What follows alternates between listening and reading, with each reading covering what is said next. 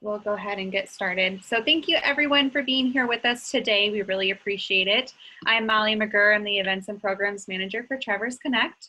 And this forum today is for you. We want you to feel comfortable asking any and all questions that you might have, any concerns. We have our experts here, so this is the time to ask anything and everything under the sun. We definitely encourage it.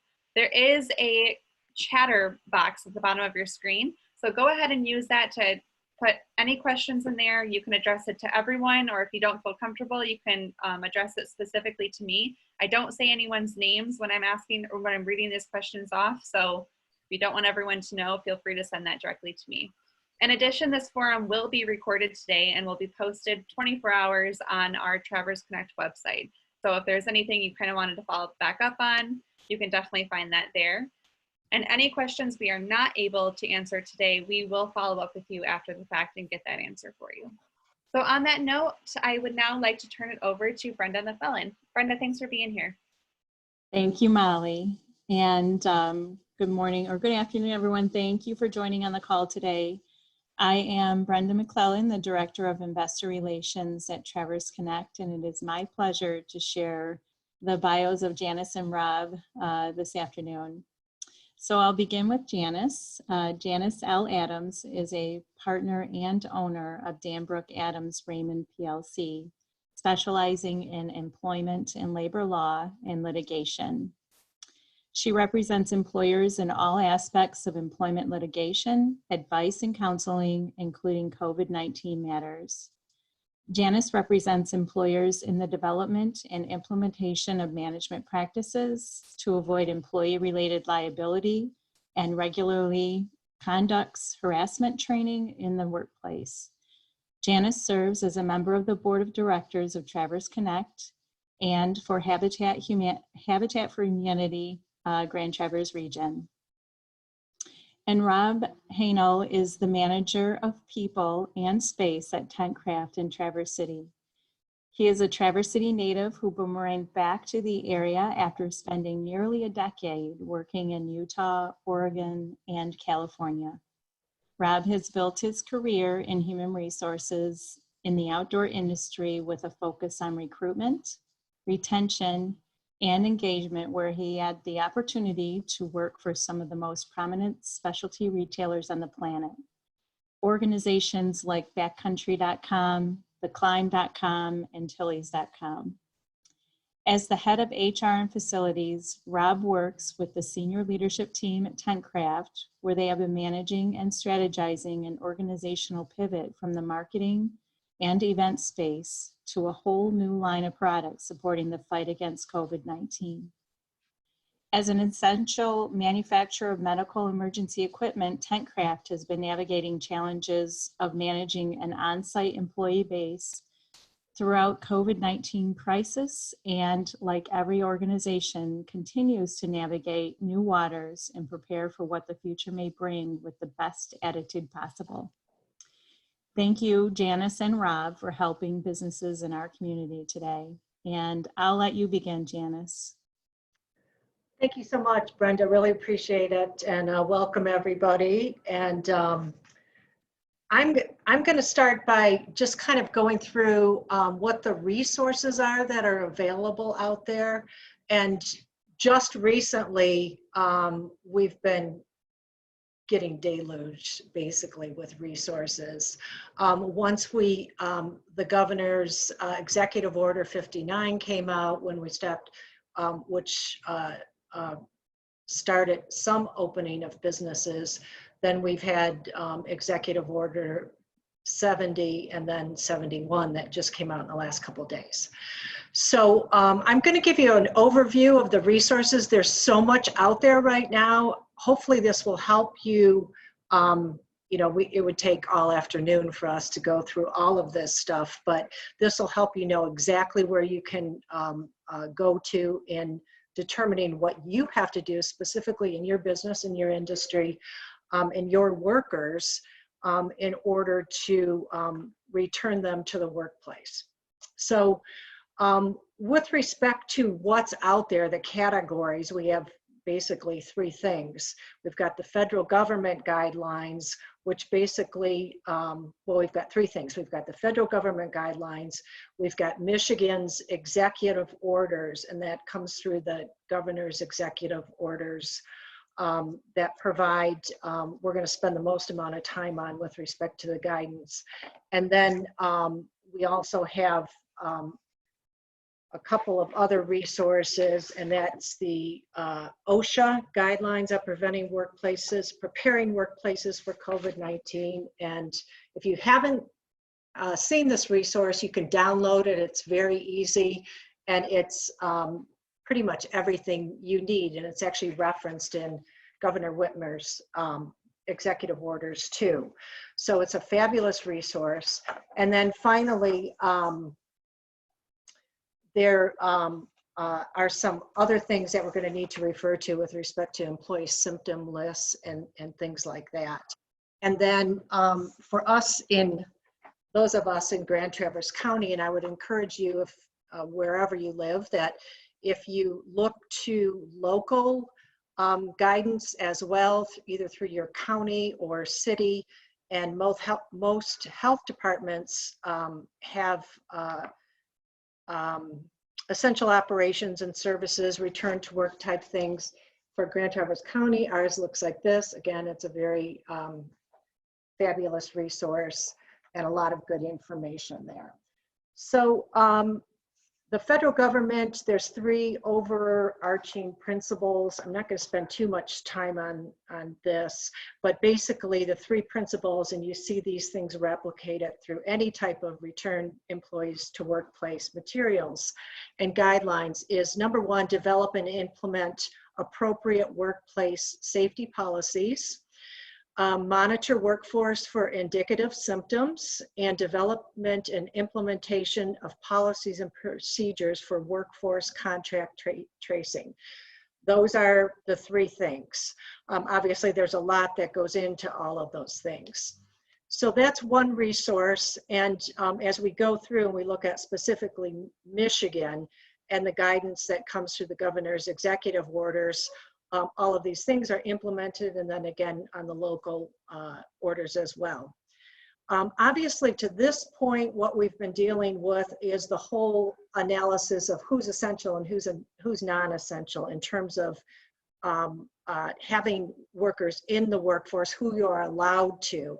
As this has opened up more and will continue to open up more, and we've seen, just over the last couple of weeks as this has occurred, we have more and more information out there, and as the industries are identified that are coming back into the workplace, are freed up to return to work, we have all kinds of additional criteria in place.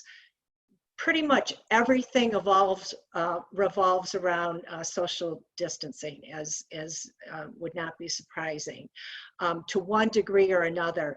And then just recently, in addition to May 1st, which the Executive Order 70 came out and opened up other areas like real estate, outdoor work, and the big one really, construction work.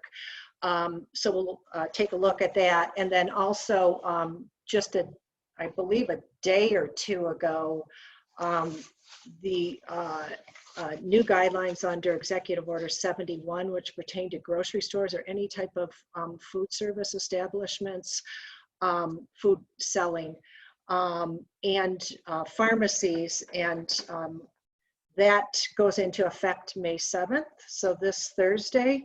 And there's all kinds of, the construction goes into effect May 7th. The food selling and pharmacy, all kinds of social distancing guidelines for obviously customers as well as workers. So a lot to do in those industries. So again, resumed activities started with the Executive Order 59. Then we went to 70, which just came out last Friday. That deals with construction, real estate, and outdoor positions like traffic enforcement or parking enforcement, which that's been really nice, not having those people out there working, because you can park and not have to worry about it when you have to be downtown. But so all kinds of activities like that.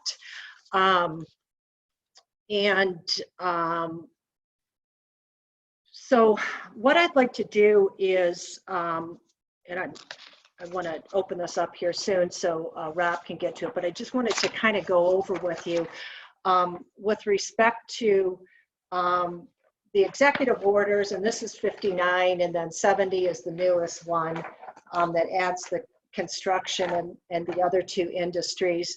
But basically, there are some things that I want to talk about with respect to Executive Order 59 has implications with respect to social distancing that were not in the previous 59. So I think it's a good place to start there. Obviously, we know that, you know, golfing and other things like that became available in 59, lawn service, things of that nature. So with respect to, and what we're calling enhanced social distancing, that is in section 11 of the executive orders.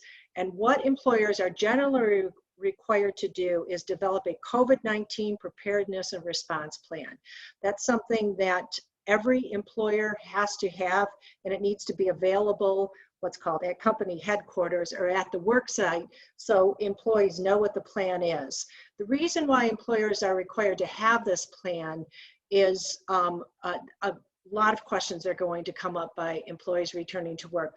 And like any policies and procedures in your handbook or otherwise, you want to have one set of policies and procedures that apply to everyone, so you're not engaging in disparate treatment. And because we're dealing with very the types of things that we're dealing with here, of course, pertain to issues that the EEOC has given a lot of guidance on over time. All of those things have been opened very wide with respect to obtaining medical information, asking employees to go home, going through symptoms with employees and things like that.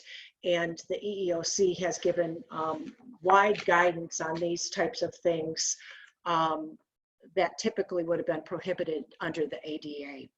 So we need to have a COVID-19 preparedness and response plan. That's got to be in writing. And the executive order directs you to that OSHA,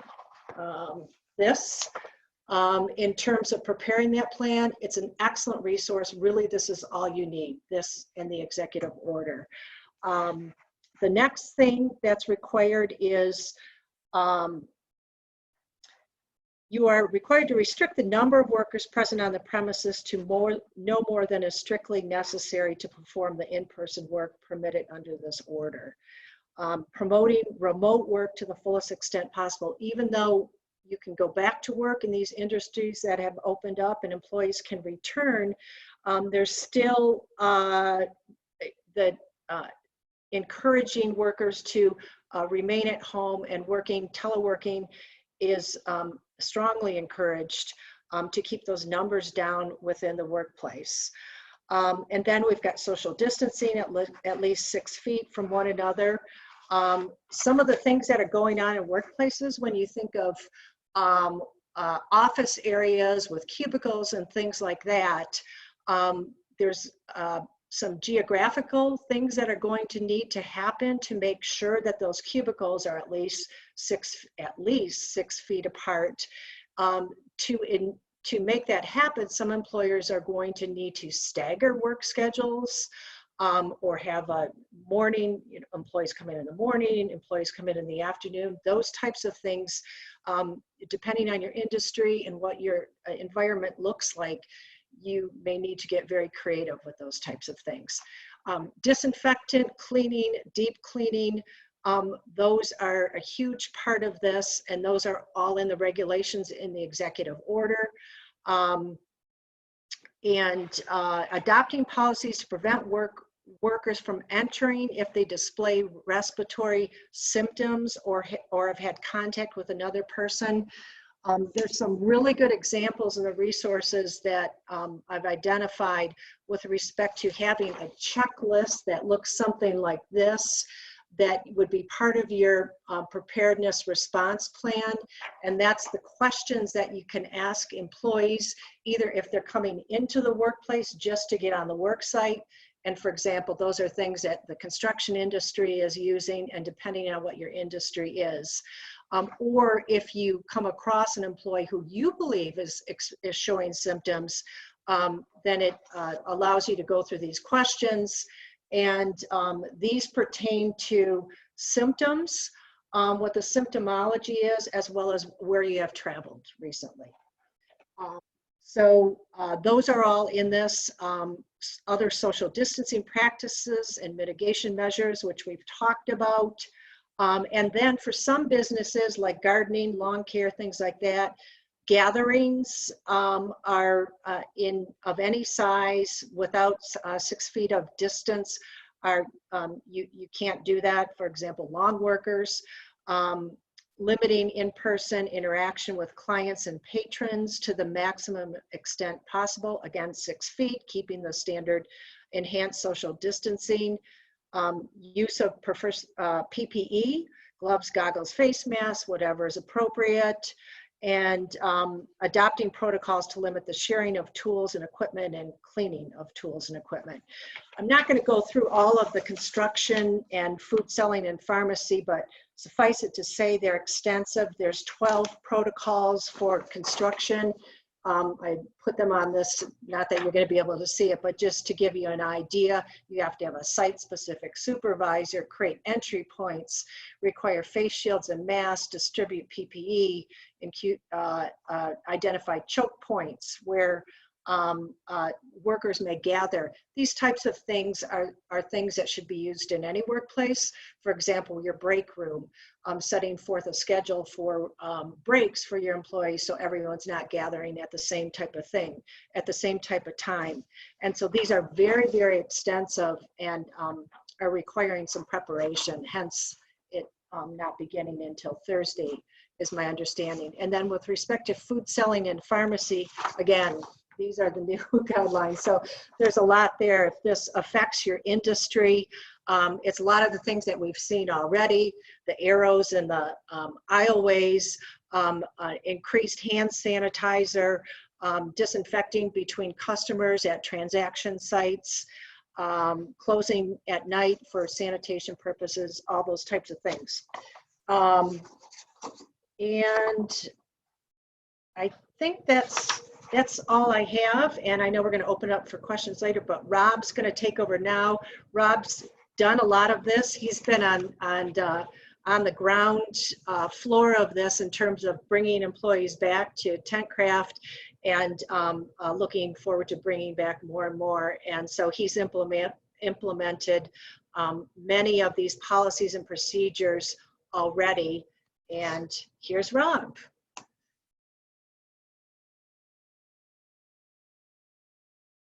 He might be muted.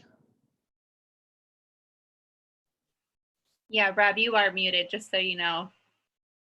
You're muted. Okay, there we go. Okay, there you go. I was trying to be courteous.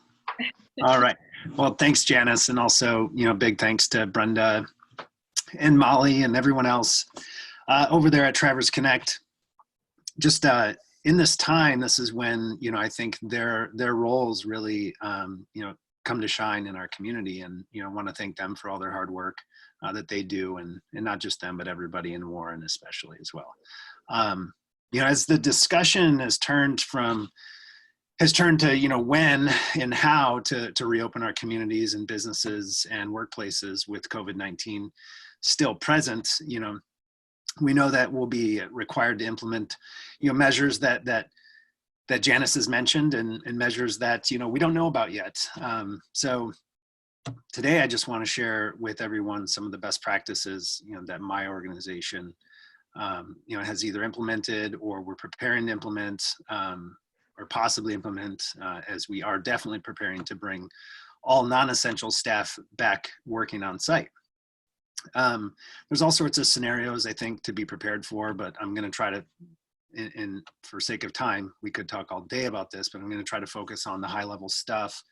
And if folks have questions about other specific or more detailed discussion, we can always touch base on those, in the group Q&A, and I'll also make sure that everybody's provided with my contact information, because I love to knowledge share, generally speaking, and would be open to hearing from anybody, whether that's to share ideas or ask questions. I'm happy to help and happy to knowledge share for sure.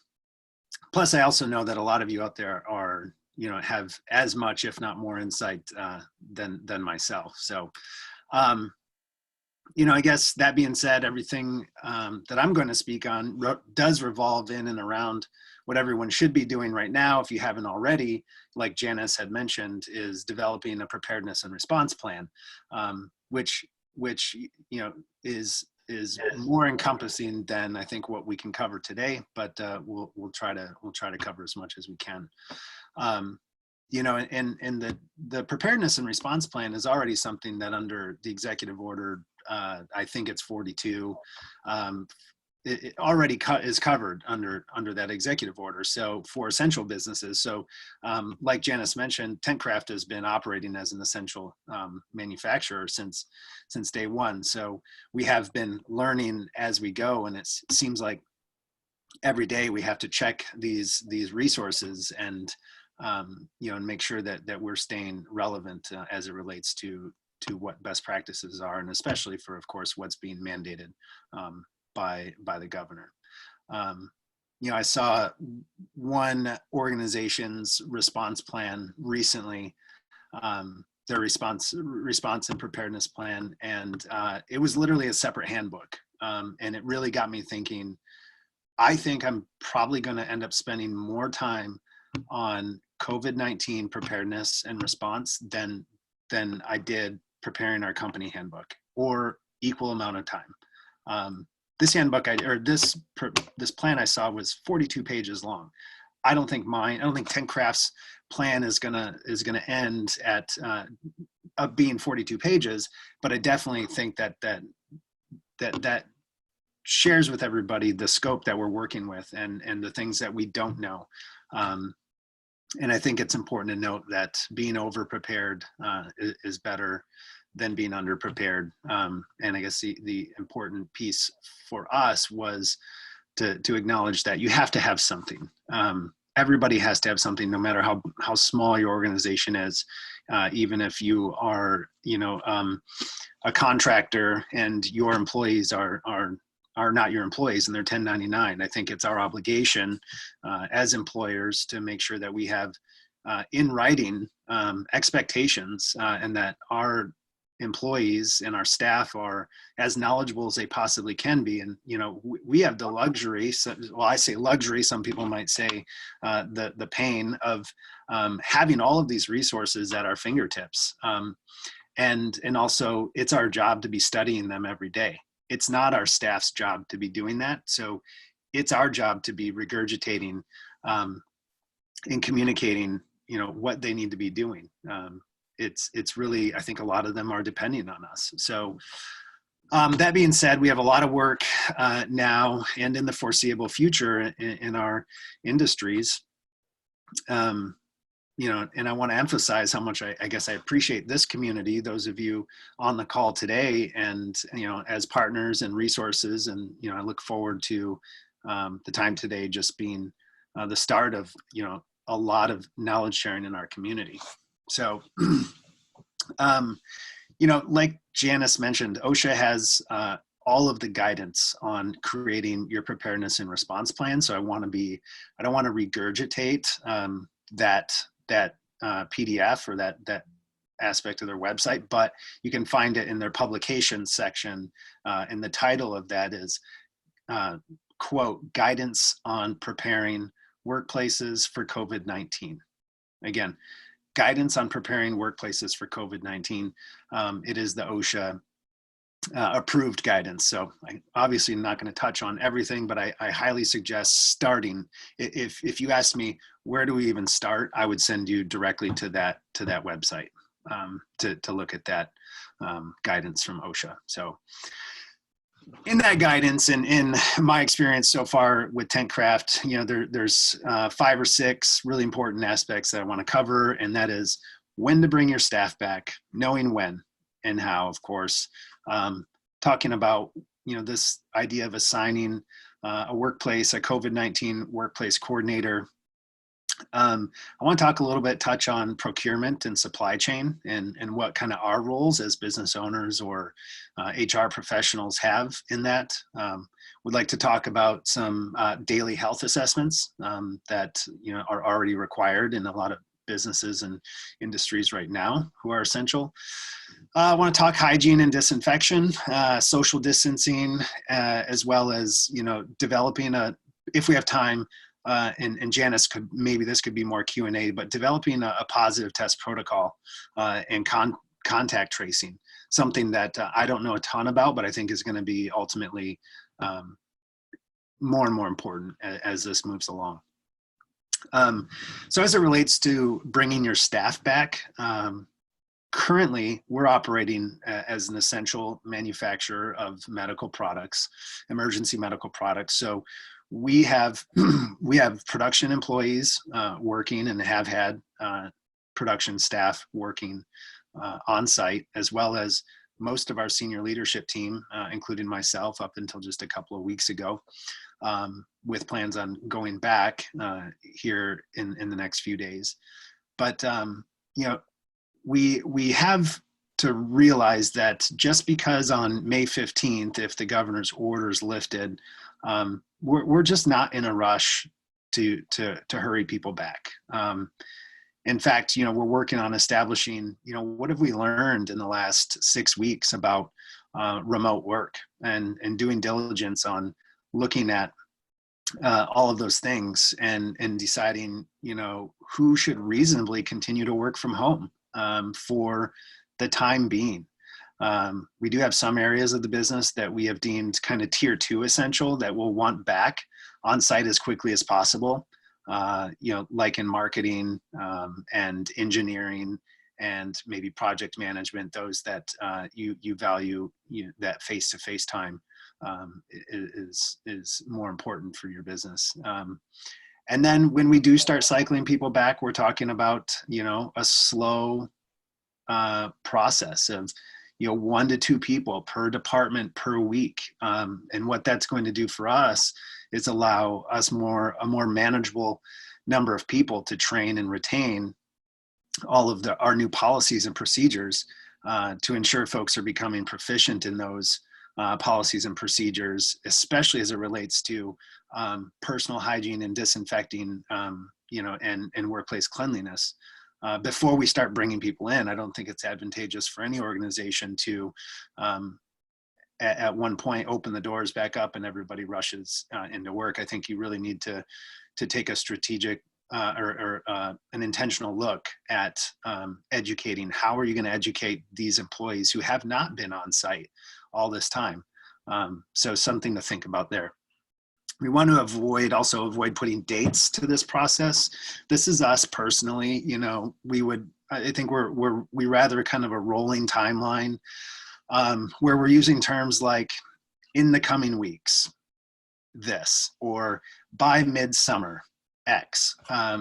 We know people are getting restless at home. We definitely don't want to set expectations that are too high and disappoint. So being a little vague, I think, is okay at this time. So let's see. And then, with supply chain and procurement, I just want to make some quick notes. I'm sure everybody already knows these things, but I'm working closer than ever with our supply chain team to keep our sources diversified. If you haven't already diversified your resources in terms of cleaning supplies, you should definitely get on top of that. And there are a lot of other options besides just our local large cleaning supply companies. You just really do have to get creative. But I want to mention these products that you're going to have to stay on top of, and that is antibacterial soap, hand sanitizer, isopropyl alcohol, bleach, and paper products. Those are the 5 most important. Other notable items may include spray bottles and pump bottles, that you may want to, start procuring now for the future, because Janice probably has a good take on this, but there's going to be more guidelines and more regulations come down about what is going to be required at work. So we're talking some best practices right now, and a lot of the best practices I think that we are implementing specifically at TentCraft will potentially become required. So, and I have to mention face masks, of course, as well as, so just the cloth face masks. We've been able to, by keeping close relationships with, cleaning supply companies and reps, and a lot of independent reps are coming out of this process too. So something to look out for is this idea that you have independent reps joining the industry. Maybe those reps are coming from industries that have been affected by COVID, but keep your eye out and be creative about how you procure and create relationships with those that you're that you need to be reliant on. A couple other products too, I guess, worth mentioning are the no-touch disposal receptacles, garbage cans with foot pedals, and the touchless soap dispensers. These are things that are going to probably become in short supply and high demand in the near term. So thinking about those as well. Just wanted to make sure I touched a little bit on procurement and supplies. And it has been my experience right now.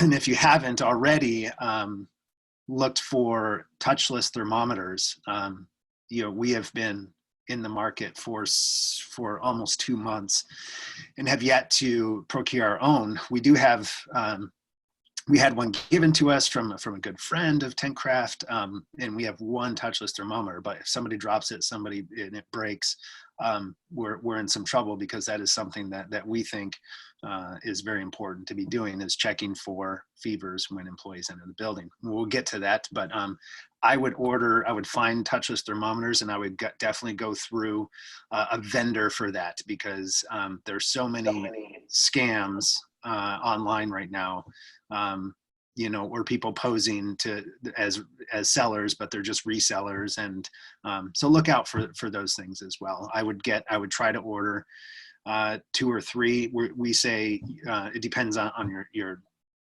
how you guys have your health assessments set up, but we can also get to that. Now, so daily health assessments, this is the written affirmation, affirmation of the fact that you're not showing symptoms, the common symptoms around COVID-19, that you've had no contact or with confirmed cases within the last 14 days, or taken international travel within the last 14 days.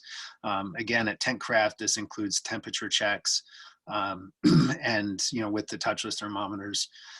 And then documenting that process. So, at TentCraft right now, and our process is going to change, or has changed. It started with, we were simply asking people before the county had its mandate. We were asking people, and we were doing temperature checks, and then we would mark their hand with a marker if they passed the verbal test. In the temperature check. We've now, since with some of the new mandates, moved to an actual written affirmation, which is our employees are coming in, their employee number or ID is on a spreadsheet, and on that spreadsheet they have to check no to all the different symptoms that are required, and then also have their temperature checked. We're still marking employees' hands, even though they are taking the written affirmation, but and the reason for marking employees' hands is I think it gives peer confidence that people that they've come in contact with have in fact been affirmed. So we'll move from just a mark with a permanent marker to maybe a stamp with our TentCraft logo on it, or kind of like entering a nightclub, but not as fun. You're getting that stamp. Or I've also seen, we were recently at the hospital, and they have thousands of these little tiny stickers that just say "I'm healthy," and you're required to wear them on your chest or on your hat or something. And I thought that was pretty cool too. and we may consider that. And so that's a daily process. Visitors, essential visits only. At this time, business essential visitors are narrowed to job candidates, and that's it.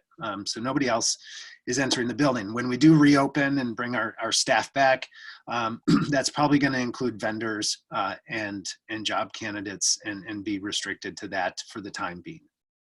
But visitors also are subject to that screening process, and it is really good practice to just make sure to let your job candidates know, or your vendors know who are coming to your building, what the process looks like, so they know what to expect ahead of time, so it's not a surprise and they're ready for it. So currently, we're not requiring the use of face masks for those coming into the building to work. I know there's a lot of, and Janice, maybe you can touch on this because it would be a question that I have, but our interpretation of the mandate right now is that it's required in public places and spaces, indoors.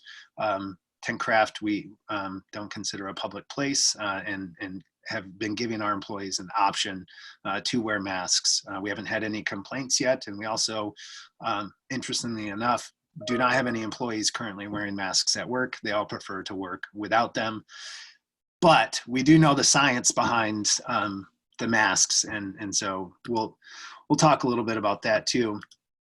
But the hygiene and disinfection piece, when our employees enter the building and when visitors enter the building, job candidates, the first thing that they do is we have a wash station set up, and it's just our kitchen. So luckily our kitchen is very close to our entrance, and everybody is moving towards the kitchen, and we're watching them wash their hands. So currently it's a supervisor who is that person, or whoever is greeting their guests, to make sure that they wash their hands, and then they're making sure that they fill out the health assessment and do their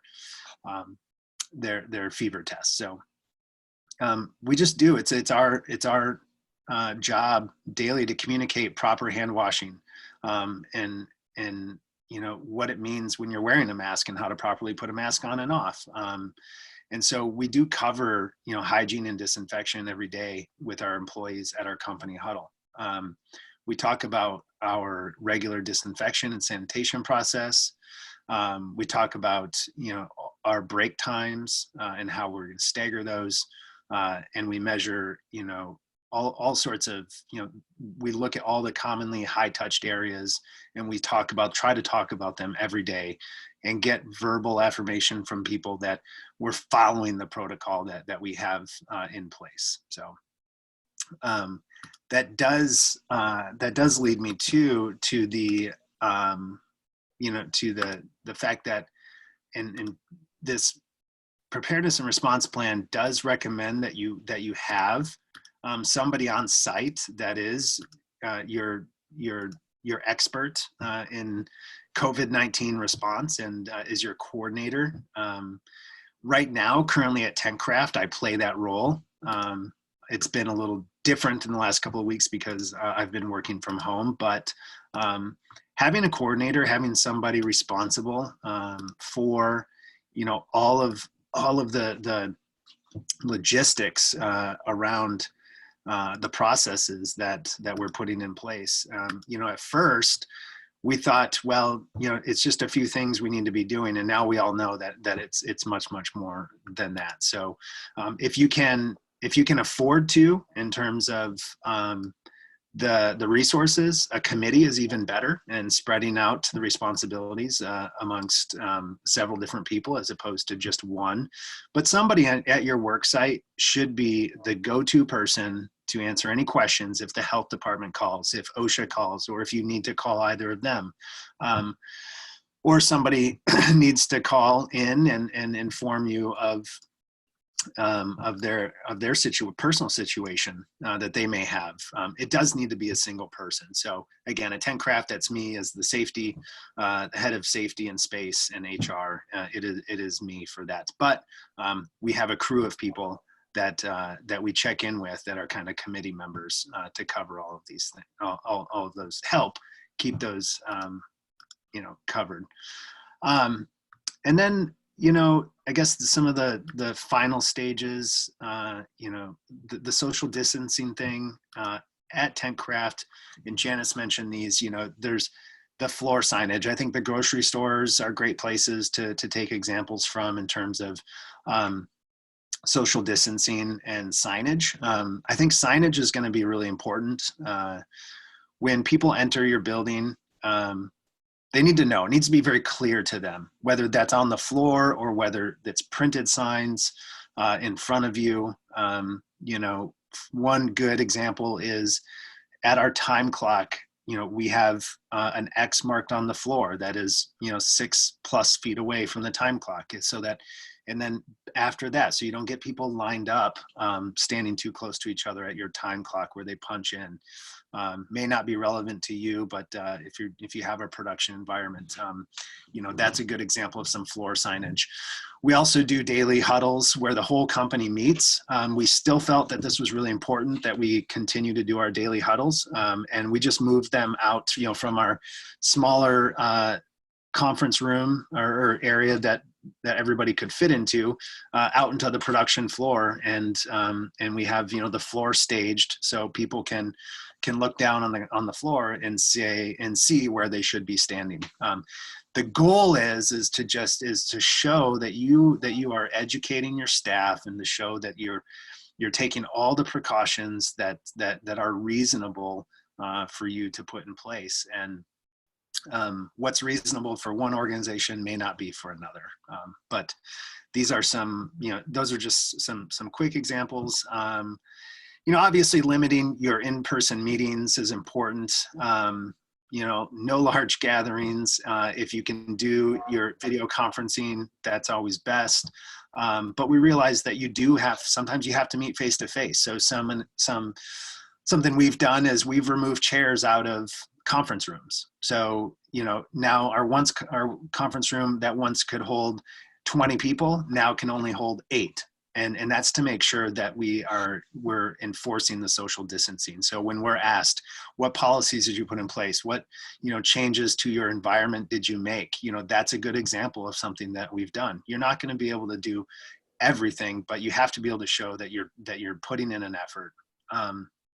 Close your common areas. I know it doesn't sound ideal, but maybe at first, this is what you do. While getting people back to work is important, and in the 4 walls is important, maybe you need more time. Buy yourself time to put practices in place and best practices together. Close the common spaces until you have it figured out. And your break rooms, and some companies are going as far as telling their employees, hey, we're sorry, you have to eat lunch outside or in your car. We're not providing space to break right now.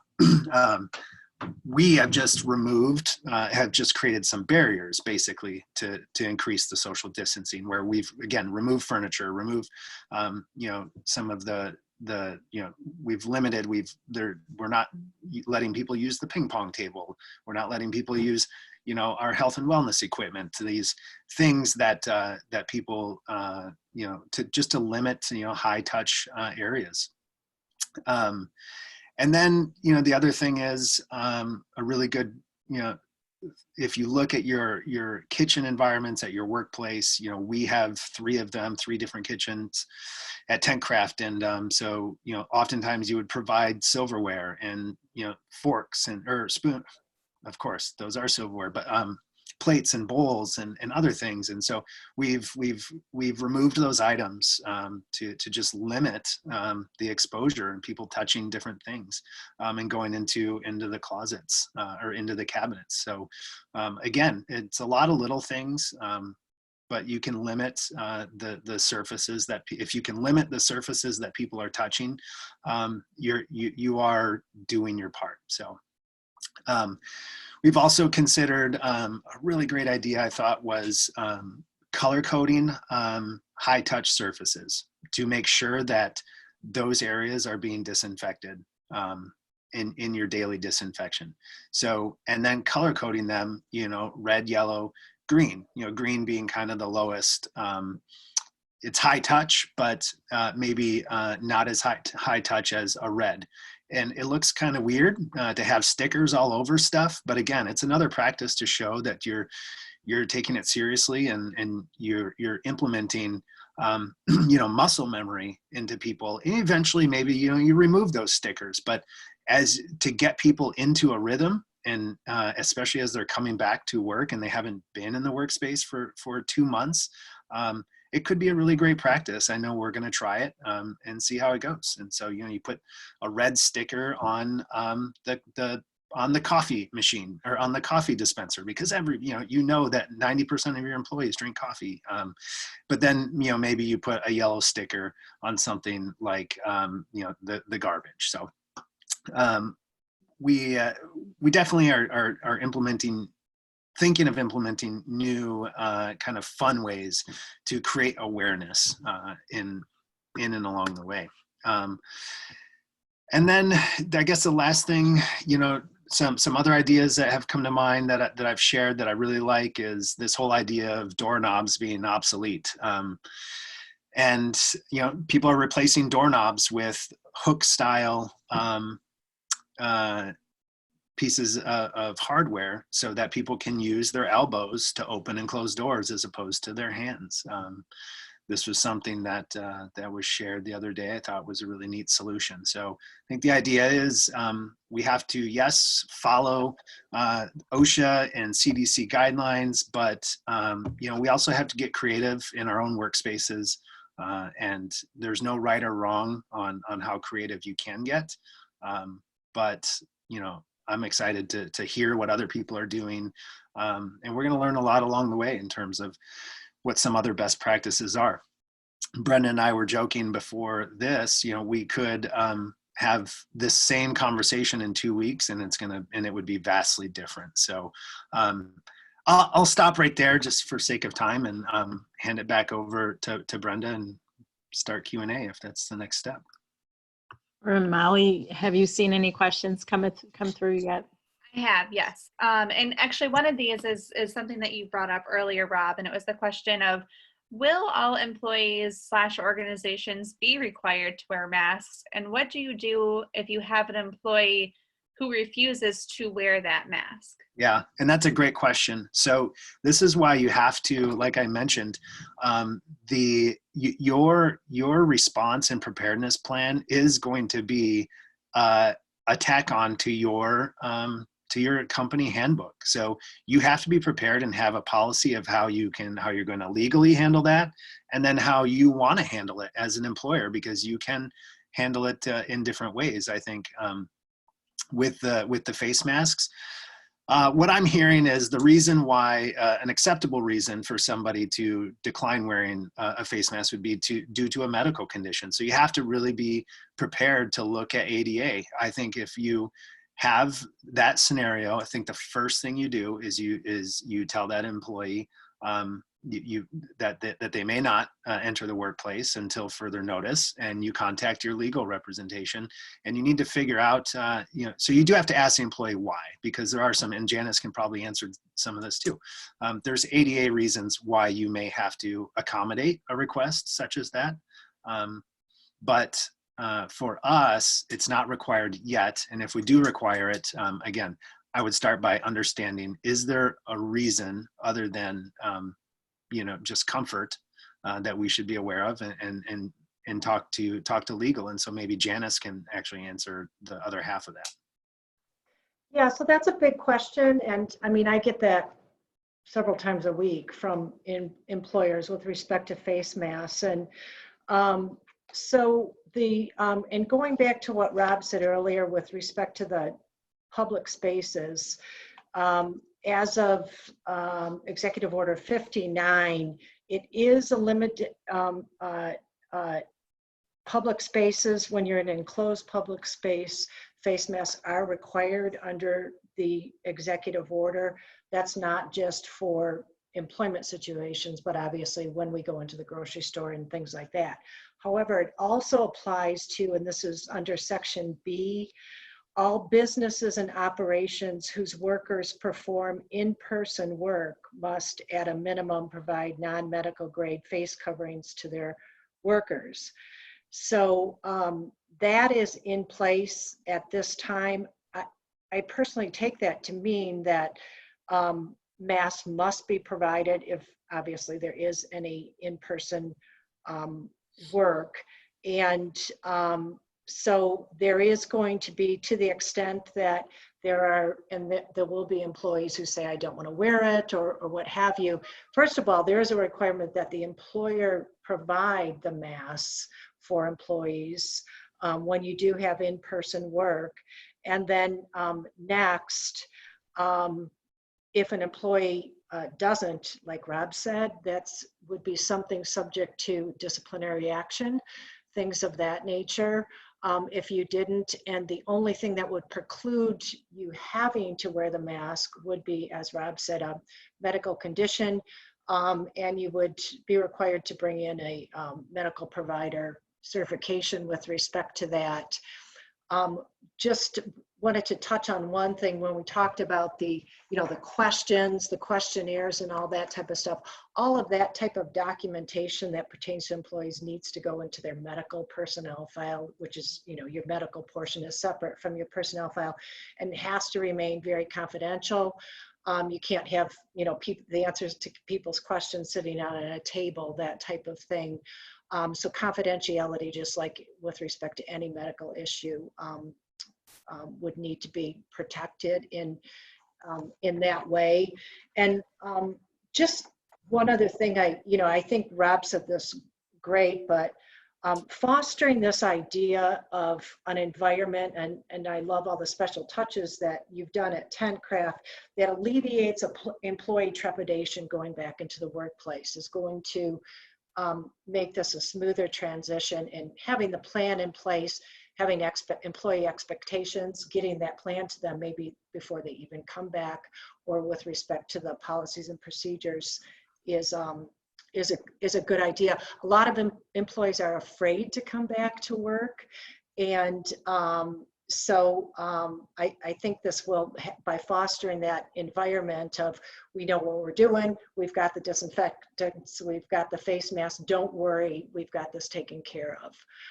We've got social distancing in place. So Janice, just to clarify, so for folks, the employer is providing the masks, and whether they want to require the employees wearing them is up to the employer, correct? I'm just looking at the question that Chris sent in. I want to make sure that it's. So all businesses and operations whose workers perform in-person work must, at a minimum, provide non-medical grade face coverings to their workers. So whose workers perform in-person work must. So, I take that to mean that you have to provide it. And if you don't have facing workers, public facing workers, if you're not doing the in-person type stuff, I don't know what that means, but we have been implementing that or interpreting that face masks need to be worn. So, yeah. Does that answer? Yeah. And I think that the other important piece here is consistency. So whatever you do, be consistent with your messaging, and of course with your enforcement of what you have in your written documentation for your response and preparedness plan. Yeah, that's a really good point. Just to piggyback on that, Rob, disparate treatment is always an issue, like with any employment policies with respect to this. And so that's why you have all your questions that are the same for each employee, and consistent discipline if you've got employees that aren't utilizing the enhanced social distancing policies and procedures you've put in place, or aren't washing their hands, or those types of things, hence putting other individuals at a potential risk. Then you need to discipline on those things and do it in accordance with the number of violations, things like that, have that all spelled out. So everyone is treated the same, whether you're a supervisor or manager or non-managerial. Do you, Janice, do you know where the employee checklist examples are at in that OSHA guideline? Yeah, there's, and it's, let's see.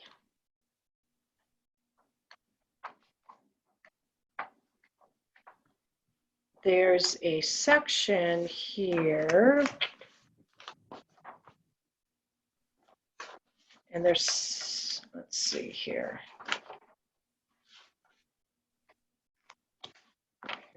Response, basic information.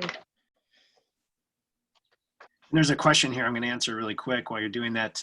Somebody asked, Sure. if the daily temperature checks for all employees is required or just a best practice, with only be required if employee appears with symptomatic. It is not required, and it is something that we at TentCraft and many other organizations, across the state and here locally are doing, just as an additional precautionary measure. Yeah, and the OSHA it has the bullet points with respect to development of policies and procedures. It doesn't have the example checklist that's in there. And I've just thinking about if the health department does have an example checklist. The CDC's got questions listed on their website. And also Grand Traverse County has a nice sample screening checklist for businesses. And it's what to do, screening questions to consider. And so basically, you could utilize this and then adopt it to your individual industry and business as well. So those are a couple good resources. Perfect. This is a big one that we haven't talked about yet today in this forum, but that we have been getting in every single forum that we've had so far. And I think it's great to have two HR people on here that might be able to answer it a little bit better. But the golden question always is, how do you get employees to come back to work if they're making more from unemployment? I think Jan. Yeah, that's been, basically my clients are having to compete with unemployment. As long as the $600 in federal money is available through the end of July, that's what's going on. And I would imagine, as we get to the point where we're getting closer to that ending, and employees need to look at, I have to go back to work and maintain my health insurance and things like that. That looks like a more lucrative situation, but it's manufacturing employees, lower wage workers, industries with lower wage workers have really been hit hard by this. And so, I think the important things to do, and even though if you do a temporary layoff situation or a furlough situation and you're offering the work back, recalling the employee and they say, no, I just, I'm making more money, I'm making, twice as much money on unemployment. If you say, okay, well, we're going to take you off our list, then we're not going to call you back, they will still get unemployment through, whatever the period of time is, just because, the unemployment rules have been modified to such a degree that those, it used to be where pre-COVID-19, where those types of voluntary decisions, I don't want to come back to work, you would then potentially lose your unemployment benefits. That's not going to happen to them.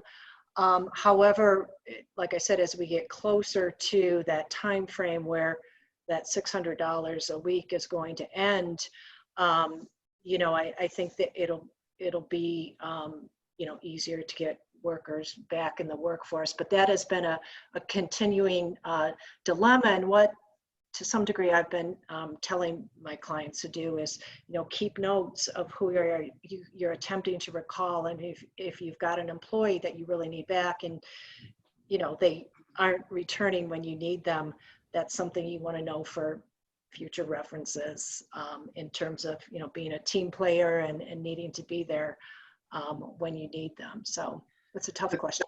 So I have a follow-up to that, Janice. So I've heard it interpreted as if an employee refuses to come back off a temporary layoff, that they are essentially voluntarily separating themselves from the organization.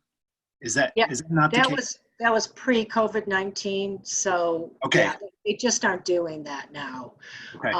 And so there's a default, it's written into the unemployment, the loosening of the unemployment laws, default position that it is not voluntary if it has anything to do, any type of relationship at all to COVID-19.